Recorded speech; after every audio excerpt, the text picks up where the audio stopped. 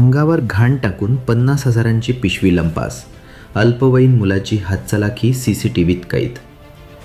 वणी शहरातील गजबजलेल्या गांधी चौक परिसरात दिवसाढवळ्या एका अल्पवयीन मुलाने हातचलाखी करत दुचाकीला लटकवलेल्या पिशवीतील तब्बल 50,000 रुपये लंपास केल्याची धक्कादायक घटना घडली. विशेष म्हणजे हा संपूर्ण प्रकार सीसीटीव्ही कॅमेऱ्यात कैद झाला असून पोलिसांनी चोरट्याचा शोध सुरू केला आहे. मिळालेल्या माहितीनुसार लालगुडा येथील शंकर धोटे यांनी बणी येथील स्टेट बँकेतून खरेदीसाठी 50,000 रुपये काढले होते. त्यांनी ही रक्कम एका पिशवीत ठेवून ती दुचाकीच्या हँडलला अडकवली होती. मात्र बँकेपासूनच चोरट्यांनी त्यांच्यावर पाळत ठेवल्याची शक्यता व्यक्त केली जात आहे. दरम्यान गांधी चौक परिसरात पोहोचताच चोरट्यांनी धोटे यांच्या अंगावर घाण टाकून त्यांचे लक्ष विचलित केले.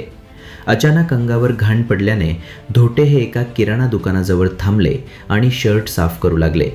याच क्षणाचा फायदा घेत मागावर असलेल्या चोरट्याने दुचाकीला लटकवलेली पैशांची पिशवी क्षणार्धात लंपास केली आणि घटनास्थळावरून पसार झाला.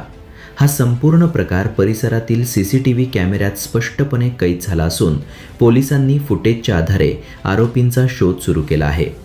दरम्यान बँकेतून मोठी रक्कम काढल्यानंतर सावध राहण्याचे आवाहन पोलिसांकडून वारंवार करण्यात येत असतानाही अशा घटना घडत असल्याने नागरिकांनी अधिक सतर्क राहण्याची गरज व्यक्त केली जात आहे. Bureau report, star TV 9, Wani, Yavatmal.